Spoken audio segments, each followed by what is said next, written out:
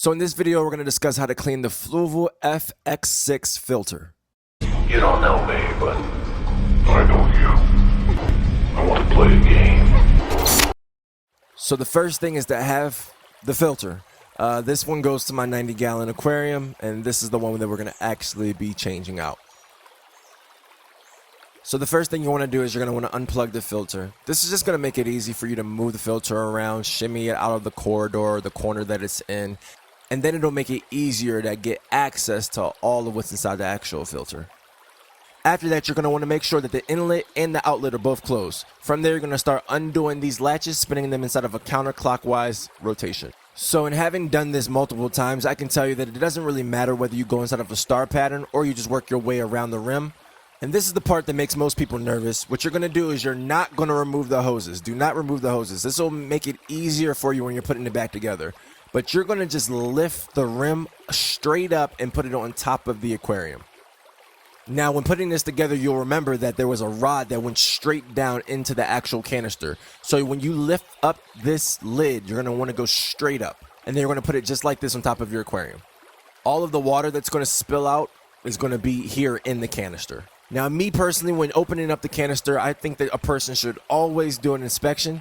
This allows you to see all the detritus, all of the scum, all of the other particles like sand that may have gotten into your canister. Out of all the contents inside the canister, remember, it's all locked together, so you have to pull the entire thing out. You can't remove it separately. And then this is the part where it gets messy. Make sure that you have some storage container or something to catch all the water that's going to drip off of these sponges, because it's going to be a good amount of water. So now what I like to do is I like to lift the package out of the canister and put it on the canister housing so that the water can drop freely right back into the canister. This will eliminate the amount of water that ends up on your floor.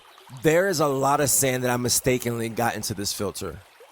But at this point, this is where you're going to take the rods out of the package so as to take each component apart from one another. This will allow you to clean every individual piece inside the package separately.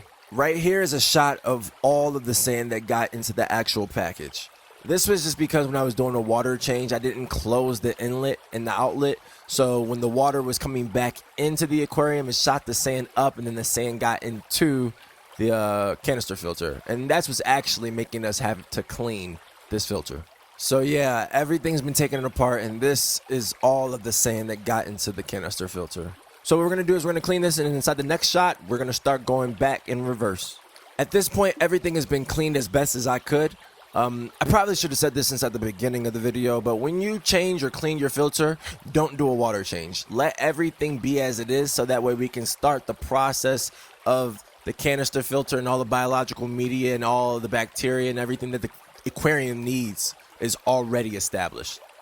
Especially when you're doing a thorough cleaning like this of the actual filter. After the cleaning, we put everything back together, ensuring that those locking rods are back in place so as to secure the package.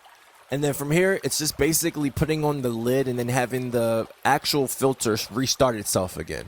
With the top of the canister back in place, what we're going to do is secure the latches.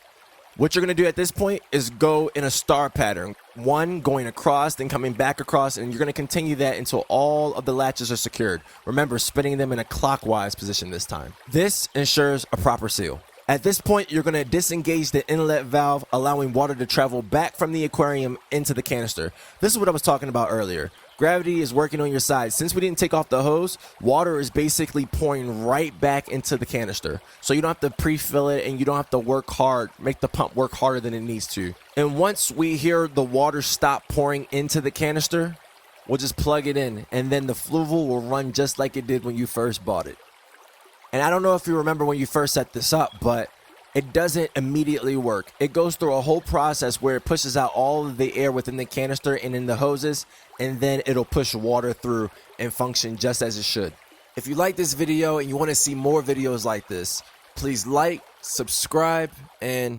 You don't know me, but I know you. I want to play a game.